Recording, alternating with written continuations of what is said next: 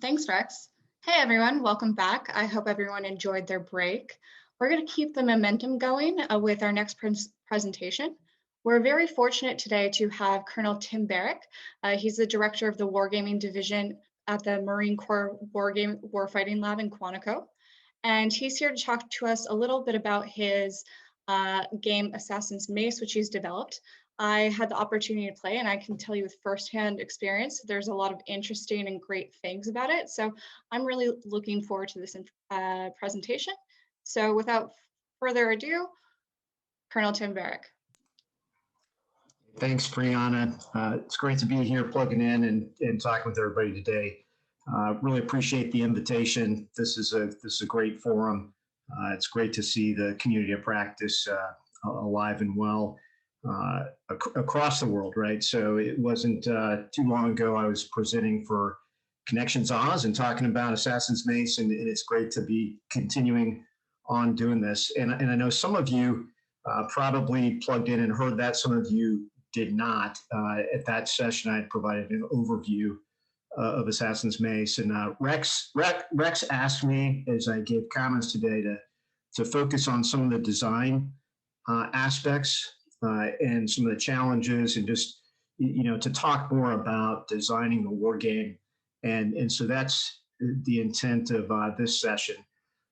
Before I leave the title slide, I do want to provide a couple other kind of background comments. So I've been in this position for about 2.5 years doing this wargaming. It's been a great time to be in this position. For those of you who may be tracking the events in the Marine Corps, General Berger, who became Commandant in summer of 2019, put the Marine Corps on a pathway here for some major changes as we shift our focus and kind of change the force to meet the security requirements both today and tomorrow.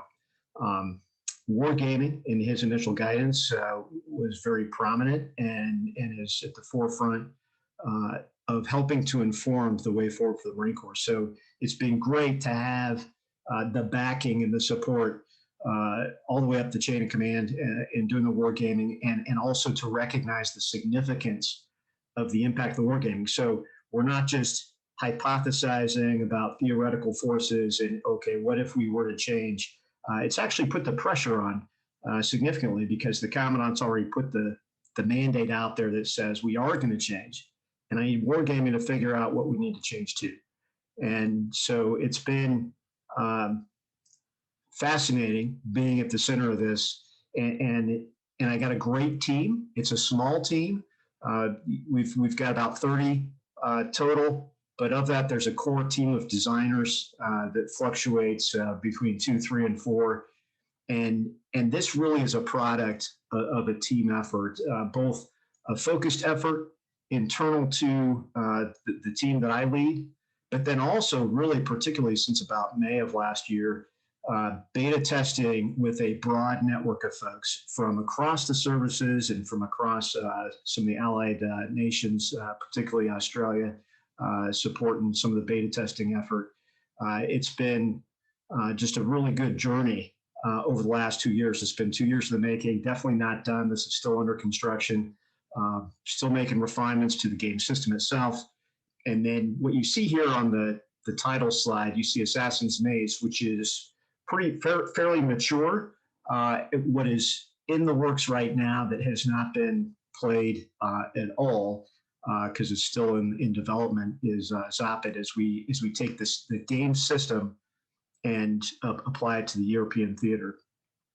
So I'm going to dive in here. I've got an hour of time, but the way I wanted to budget the time was about 30 minutes on this presentation and then 30 minutes in Q&A. So I'm going to hit the wave tops, and you can see the agenda here. I'll hit some of the design precepts, some of the design requirements, and then I've got 6 challenges. I could go into many different challenges, but I've got 6 kind of categories. A bunch of those are by domain that I'll talk to some of the design challenges that we faced along this journey, and then I'll touch on the way ahead. Then I'll open it up, and if there's some area that I didn't get into sufficiently to your liking, please ask me a question, and I can dive into it in the Q&A session. I did, as part of this, I'm going to unveil the Canadian Order of Battle. I just finished that last weekend in preparation for the ZAPAD war game. So I'm going to unveil that. That happened to spark thoughts on future force design, since that is what I've been focused on for the Marine Corps. It's interesting as I dive into various nations' orders of battle, it presents some interesting insights into that order of battle. So if you do want to get into that, I'm not going to hit it in the main brief, but I am prepared to talk to that if somebody's interested and wants to pose the question. All right, so first off, for those who may not be familiar with the game system, this is an overview. So it's frequently been referred to as Assassin's Mace, just because that happens to be the first one in the series, but it's really the operational war game system. And its time frame right now, the game is optimized to the 2025 time frame. And I'll talk a bit later about why that timing is important from the game design framework. It's intended for P&E students at the military colleges, is kind of a key target audience, but frankly, it's a key tool in my kit bag with my team as we wrestle with what is the role and mission of the Marine Corps in the future force. What is it that we must provide to the nation? You have to wrestle with that in the context of a joint campaign. And so it's useful not just for education purposes, but for future concept development purposes to better understand the role of the force. But there's only so much you can do with a high level operational game like this that has a lot of abstraction. So it really highlights things though, like time and distance as you wrestle with operational frameworks, the tempo of contemporary warfare and decision making, especially the rapidity with which the volume of fires in a great power conflict that can be brought to bear, and fires that are lethal in the sense of being very precision, and just how much could be generated in a day. So you see at the bottom here, the time scale is 24-hour turns. And some of you may be saying, well, how is that an operational game if it's 24 hours? That's more of a low tactical or high tactical kind of game. Well, the challenge is in 24 hours, the whole landscape changes, right? You can lose the fleet in a day with a volume of fires that can be put to bear. So it does require, there are crucial, particularly at the opening of a conflict, there are crucial critical decisions that occur in how you're applying force, in escalation management, in the tempo of operations, and how that unfolds, that we had to contain it to 24 hours. Now you can abstract it, and we've done week-long turns, 10-day turns. You can definitely abstract it, but what we find is once you get into conflict, you really got to slow it down to about 24 hours. Let's see, I see, are you guys seeing my screen? I see a note that says you're not. Yeah, I've got a screen sharing. We're seeing the You're good? operational war game system slide right now. Yeah. Okay, excellent.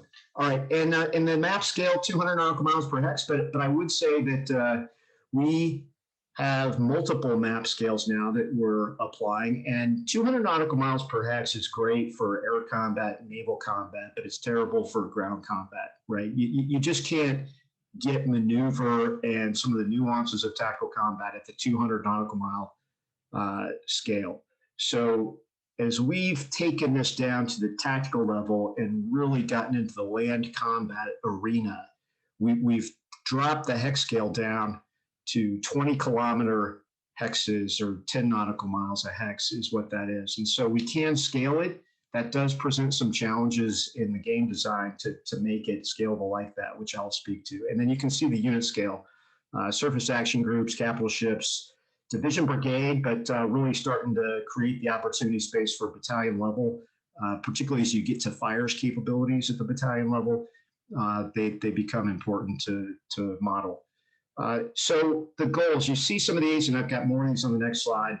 We needed to have a war game tool to use to model this. So when I stepped into the team, we really didn't have a good operational level war game system. We were doing a lot of custom games, and we didn't have something on the shelf that we could take and war game operational level combat. So we started looking at some of the commercially available tools, such as the GMT's Next War system, and created a hybrid, and that was kind of where we started. And then we looked across the government possibilities, such as joint wargame and modeling tool that Center for Army Analysis has, which is a great game system. But what we found is the complexities of some of these systems challenged us to get very far into a campaign. And we found that we really needed to streamline things to make it an easier game system to understand and apply and try to get more rapid gameplay. And then we're focused on the thinking at the mid-operational level. So here's the precepts. We wanted to make a game that was easy to learn and then fast to play. And that really speaks to your student population at a professional military school, that many of them, while they may understand tactics and operational art, they may not be war gamers in the sense of really understanding traditional game mechanics and things like that. And as many of you have seen, in the wargaming world, we can be our own worst enemies in creating very cumbersome and complex systems with 10 different charts to consult before you can adjudicate an outcome.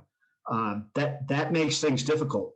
And so we set out to try to get a game system that was easy to learn, that you could play fast. As an example, and fast is relative, right? But we applied this system, and it took us 2 weeks to get through a month of a campaign. That's with Assassin's Mace, and that's trying to accelerate. When we did it with our previous hybrid from Next War, in the time span of 1 week, we got through just like barely a half week to a full week of combat. And so, 2 weeks to play 30 days was actually an improvement. But I will caveat that by saying we were playing that game seeking to really refine a plan and understand a plan. And so we spent, 3/4 of the day with the players in planning, and then a couple hours around the table actually then fighting it out. So it does enable a much faster campaign. Have fought in about a 16 to 20 hours of real time to get through about 2 weeks of a campaign is kind of where we're at right now with the system. So it does take time. We haven't eliminated the bandwidth in terms of, you have to devote a good chunk of time to get through even a week or so of a campaign. But it's an improvement on other systems that just bog down in like the first day of a campaign with the massive fires that get unleashed. All domain operations, we needed to cover the spectrum, and I don't really need to beat the drum on that too hard, because it's clear that in any campaign, particularly between great powers, all the domains matter. And if you don't reflect those and incorporate those into a game system in all respects, then you're just not doing it justice. You're not adequately simulating operational and tactical level warfare, which was the next bullet. And then the last one there is getting to the decisions. Okay, wargaming really centers on the human decision making. That's what distinguishes war games from operations analysis, where you may be playing a game in operations analysis, but then you also may be running something 100 times or 1,000 times with the computer to model it. That's not what I do and my team does. We're about focusing in on the human decisions. How is the force employed? Why did you employ that? Why did you make that decision? That's really the centerpiece of our wargaming effort. And so we wanted to have a simulation that was somewhat accurate in trying to replicate the decisions that would be made in the opening days of a conflict and during the execution of that conflict. Where are the critical decision points? That's really what we're hoping to tease out with this game system. And so this gets to, when you talk about a simulation, you're trying to create some kind of version of reality. But the challenge is that comes in tension with the playability of game. The more you create a realistic simulation, generally speaking, the more you're creating a cumbersome system, because you're modeling then so many aspects that it just becomes unplayable. And frankly, I've been told we're starting to become in danger of that with this system as we keep bolting on and we interface with the experts. They're like, oh, but if you did this, you could more accurately replicate this capability. And pretty soon you're going to see, as I step through these domains, when you start layering all the domains and all the different aspects, now you've violated precept number 1, which was ease of learning, and you violate precept number 2, which is rapid gameplay. So at some point, you have to abstract and you have to accept a lack of a certain deal of realism in order to have a playable system that is fast gameplay. And as long as you can then achieve 3, 4, and 5 on this list, which is all domain operations, the operational attack level warfare, and you're achieving the critical decisions. So that is the tension that we constantly wrestle with. And thankfully, I got co-designer Mark Gelston, who is all about the playability and keeps me grounded because I like the realism. And so he and I are in a constant tension, which is healthy. As we go through the game design, I'm trying to make it more realistic and simulate things. And he's like, you're getting too complicated now. And having someone like him balancing my appetite for realism with his appetite to make sure we deliver a playable game system has been immensely valuable to have that kind of partnership as we've gone through the game design. All right, so design requirements.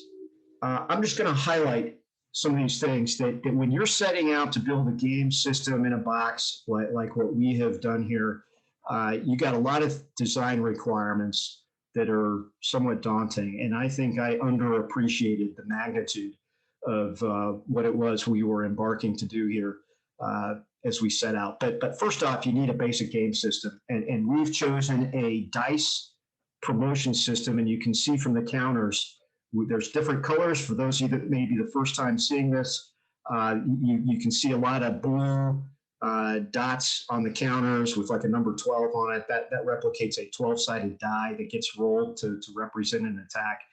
And then there's shields. You see red shields and gray shields. Those represent a defense value. So our basic game system is simple. You match your attack die versus your target's defense value, and you gotta equal or beat it.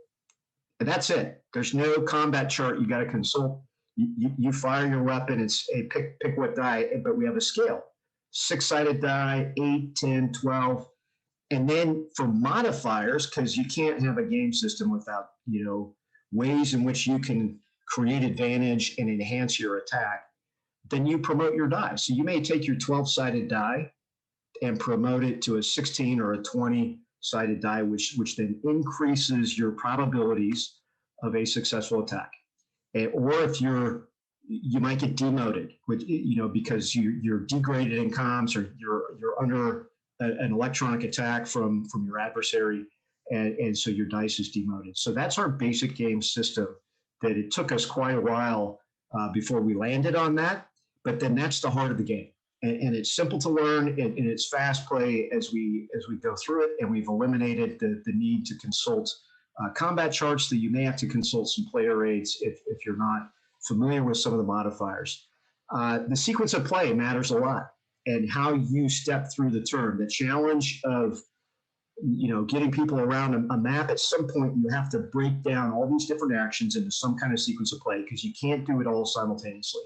And we've had a lot of discussions about what the right sequence of play is. And we were greatly helped by viewing other game systems and seeing how they broke that down, and then borrowing from them what we thought was important in that sequence.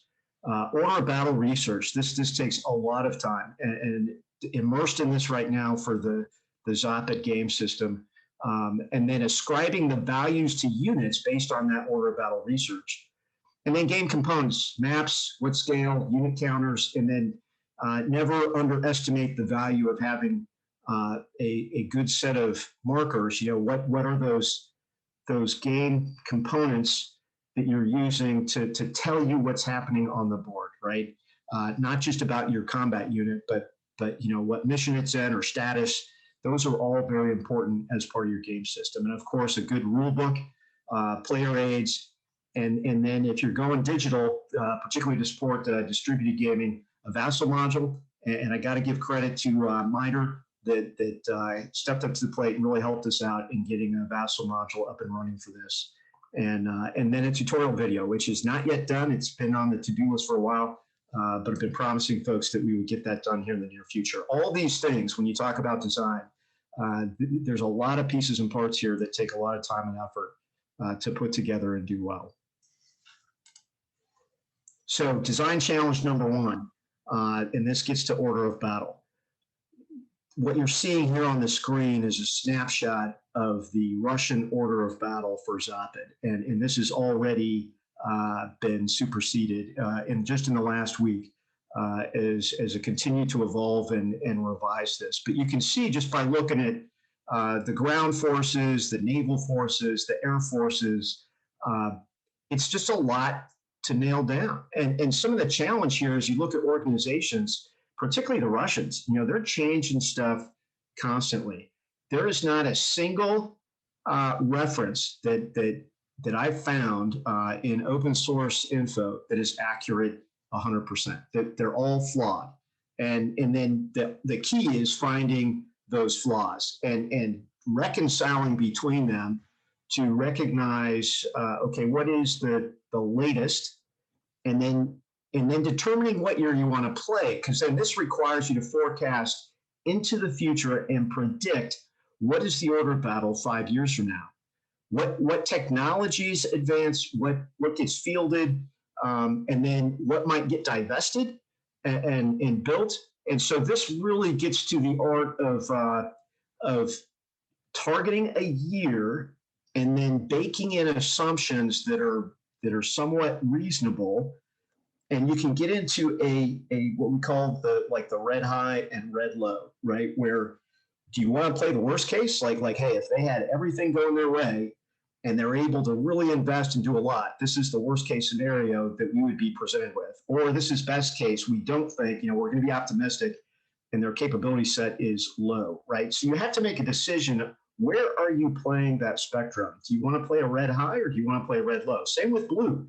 As you look at blue's order of battle, what do you want to play? And so while 2025 is definitely our target, truthfully, we've expanded that window to include some capabilities that are going to emerge later in the decade, right? Just so we get an advanced peek at what that might mean in the play of the game.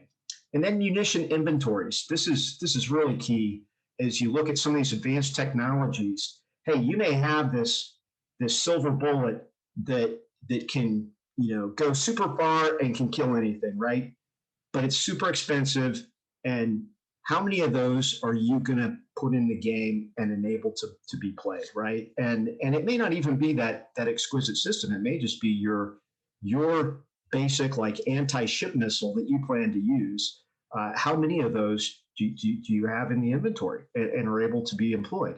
And as we look at this kind of future combat, particularly naval combat, you get into pretty high munition expenditures. And so this is one of the most critical decisions in scenario design, is what is your critical munition inventory that you are giving to the players, because then you constrain their decisions. You force them to prioritize their targeting decisions. So, hey, great, you got this missile that can sink a carrier.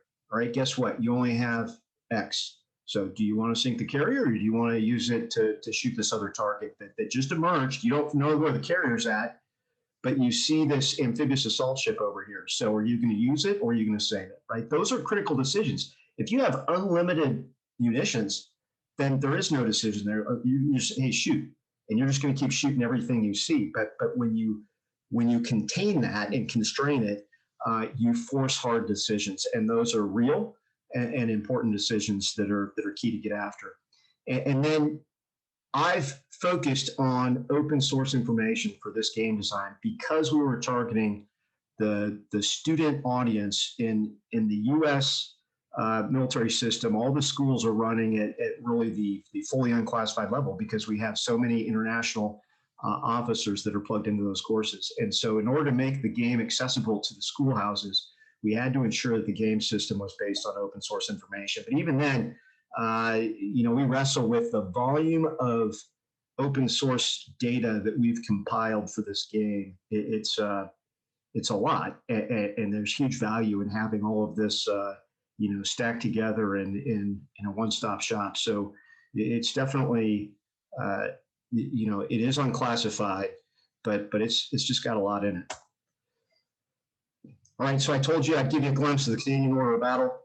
This is where we're at in it with the ground, and necked it down to really the deploying aspects of the Canadian mechanized brigade groups. Great recommendation. Dave Redpath, really appreciate his assistance in helping put this together. Recommendation to use the 4th Canadian Mechanized Brigade Group, which I love the logo on this thing and the history behind it. And so where we went with this was a Canadian contingent deploying to Europe under the banner of the 4th CMBG, and is drawn from the other mechanized groups. And then the question of, okay, can you deploy a 2nd brigade? And that's for you guys to really wrestle with. Just with this game system, this will present that opportunity to have that kind of discussion with counters down at the battalion level inside these brigades. You can see in the center the air order of battle. This gets to the year and what do you play, and of course Canada's wrestling with the Future Fighter Program decision. So you can see in that right box there between the F-18 Super Hornet, the F-35A, and the Gripen. Different options there as you look at the future. So, when would that come online? When would the first squadron stand up? Those are the kind of questions that in order of battle game like this, that you got to wrestle with and decide. And then you can see on the Navy side, Comanche on the Type 26 program. That's great, significant improvement. I'm not going to try to explain the counter values, but when you go from a Halifax up to your future frigate, your future surface combatant there, it's a huge jump in capability as I ascribe values on those based on what I was reading online. A significant enhancement, and so that's going to be great when that comes out. So bottom line, just wanted to give you a glimpse of some insight into the game design. This is a great example of a snapshot of what goes into designing this game. But order of battle wise, basically trying to get just about every order of battle in the Western Pacific plugged into the game, as well as NATO, Russia into it. All right, I'm going to step up the pace here because I've almost used all my first 30 minutes.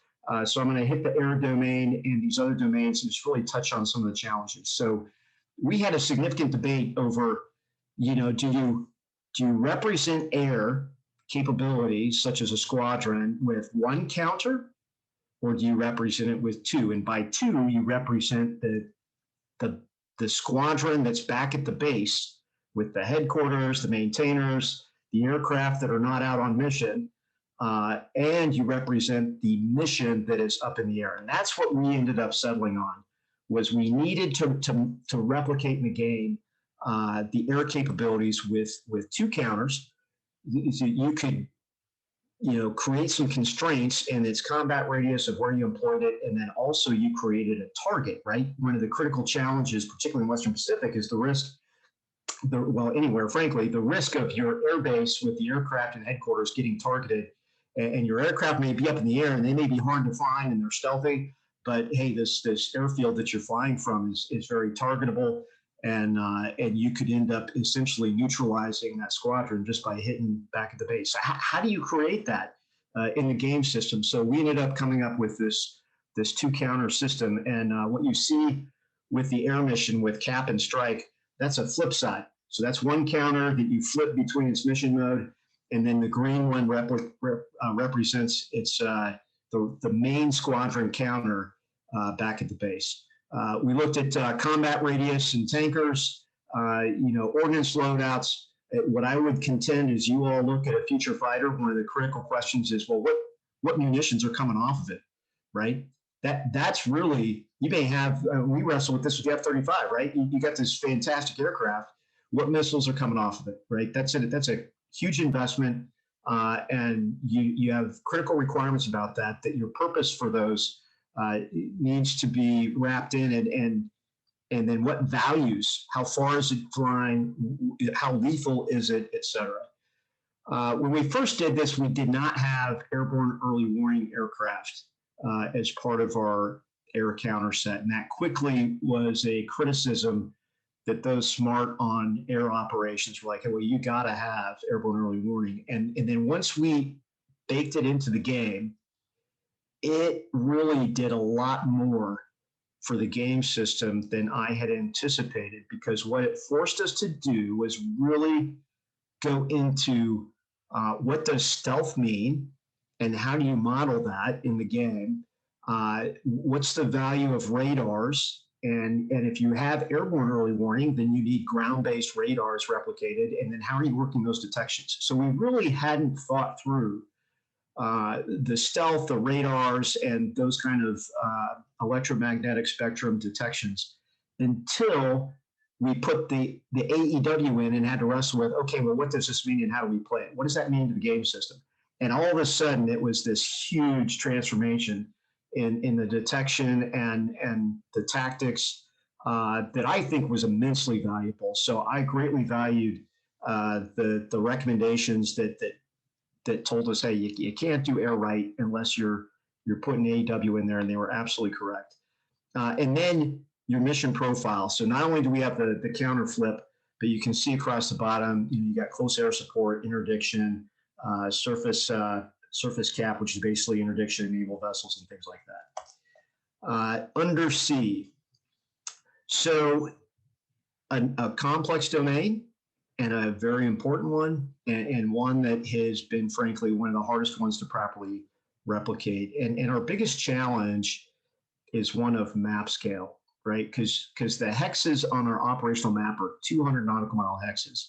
And you get a submarine in there, and then you have, you see here these aircraft and the ships in a mission mode. And so basically on our operational map, what you're saying is, I got this aircraft and this boat, and there's a 200 nautical mile wide hex, which, square that out, that's a lot of square miles of ocean.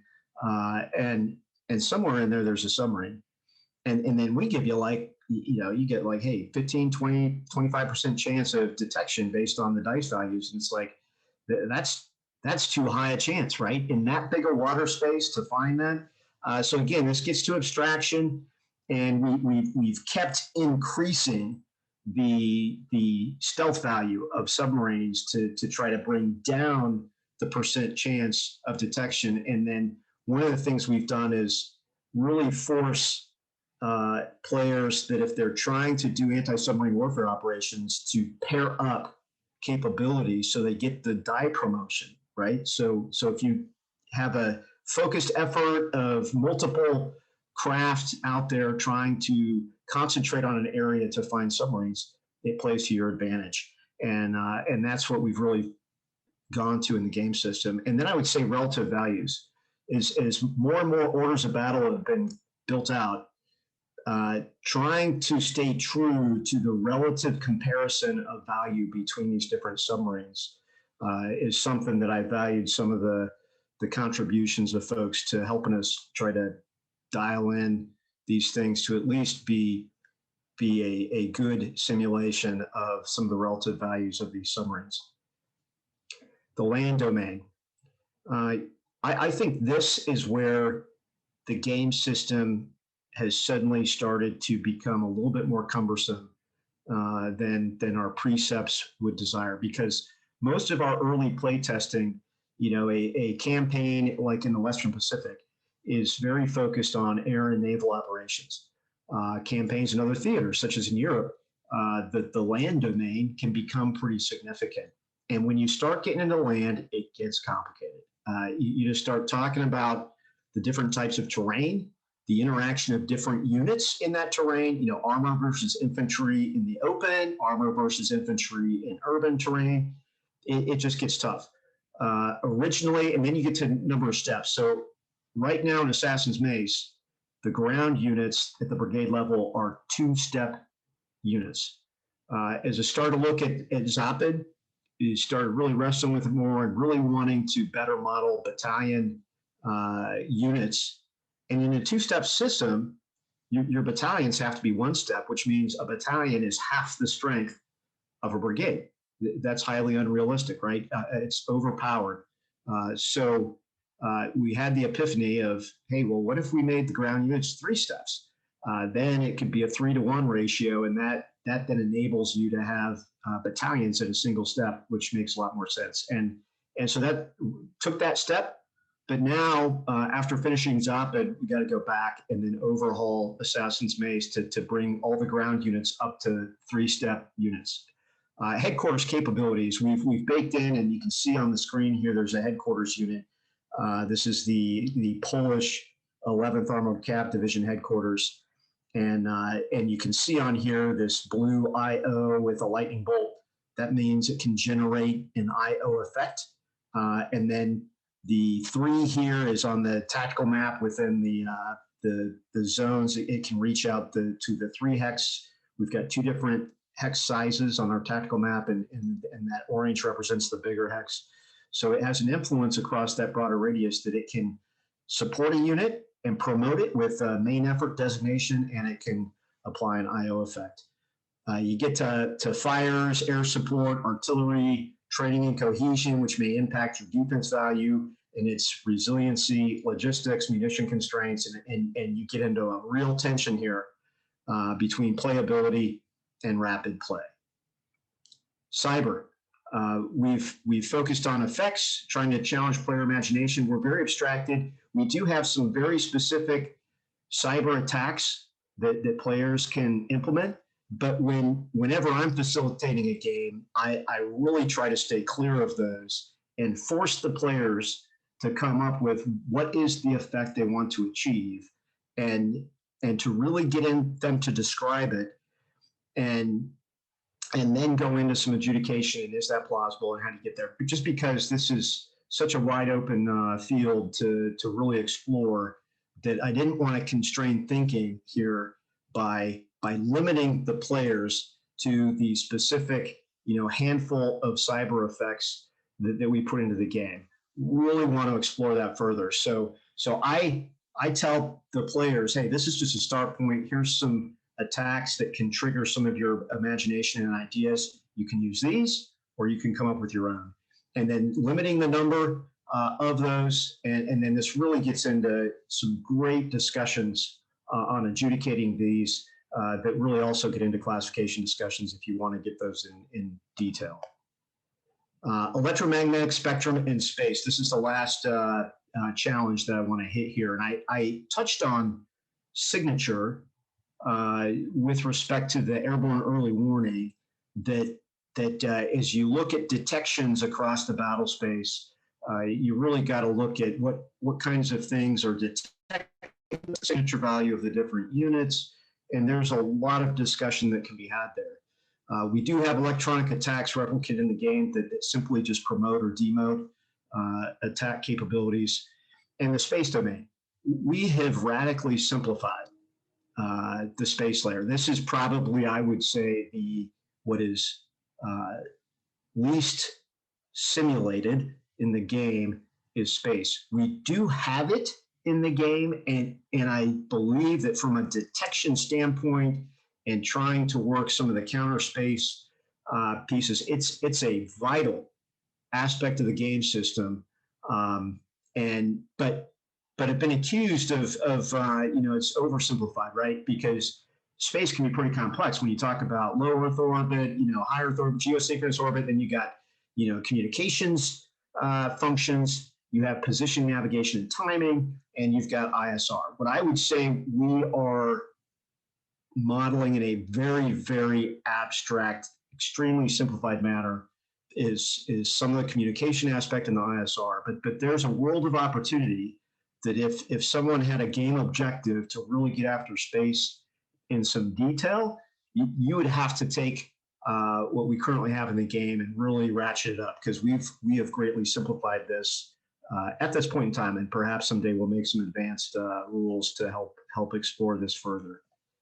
All right, so our way ahead, it's continuing to refine the game system.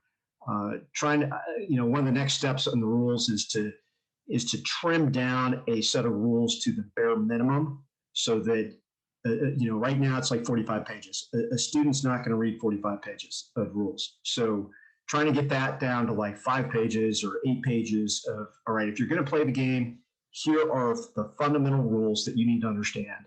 And here's a video, watch this video, and then you're going to be prepped to plug in and play this game. I think that's imminently achievable. There's no need for somebody to have to read all 45 pages of the rules unless you're really trying to master the game system or facilitate the game. There's a number of ideas on the Pacific Theater that we continue to refine. We've got a tactical version of Taiwan that plays really well, but have not put out in the broader spectrum. Only have printed 4 sets of counters for that so far, but we're going to go into more of a master production mode on that here once I go back through and do the overhaul to the 3-step ground units. Then we'll go into a larger production and distribution for the Pacific Theater and the Taiwan game part of it.